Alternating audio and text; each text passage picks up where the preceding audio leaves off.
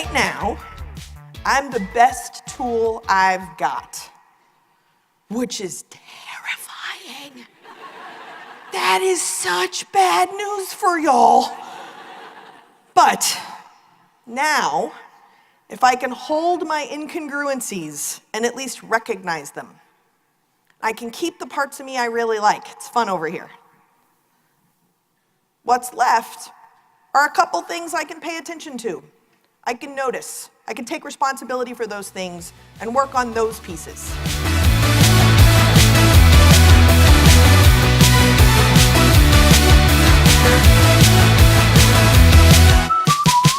What I think is really important to understand is that we make judgments and assumptions for really good reasons. We do it so we feel safe. We do it so we feel prepared.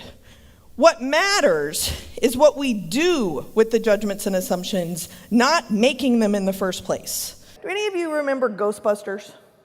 I don't mean the girl version, I mean the original. In the original, there is an actress, her name is Annie Potts, Google her, and there's a line in the movie where they get their first customer, and she slams down on this buzzer and says, "We got one."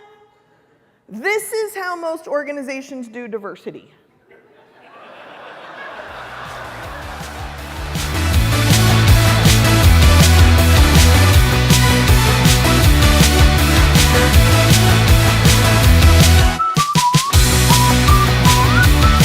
Here's a tip. I can't make anybody do anything.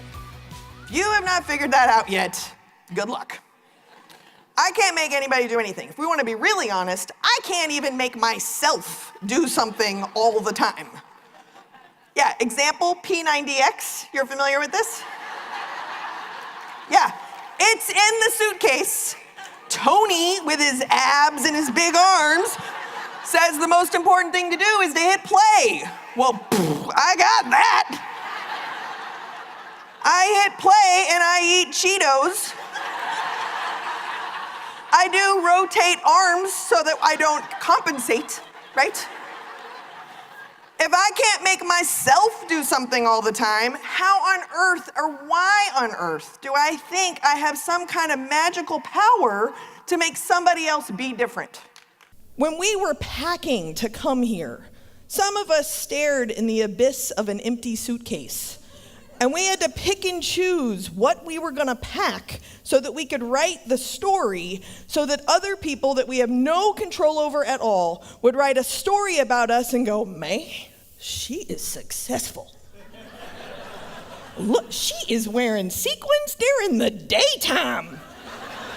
Whoa, baller," right? Like, we did this.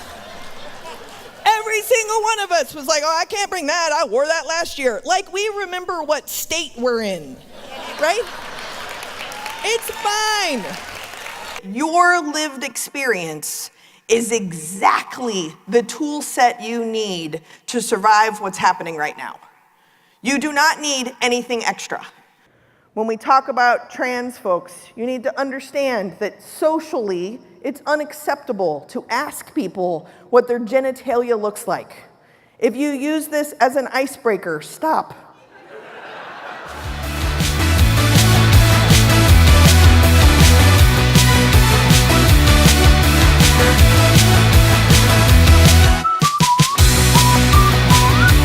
I challenge you, if you believe something, question it.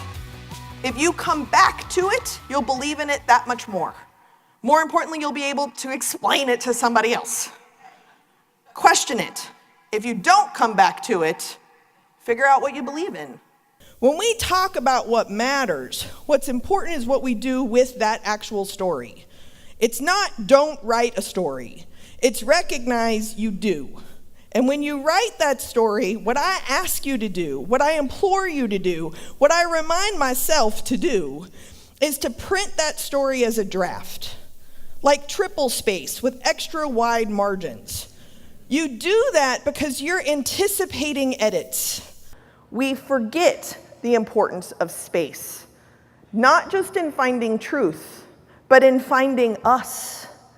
If I can find me, I'm going to be way more able to find you.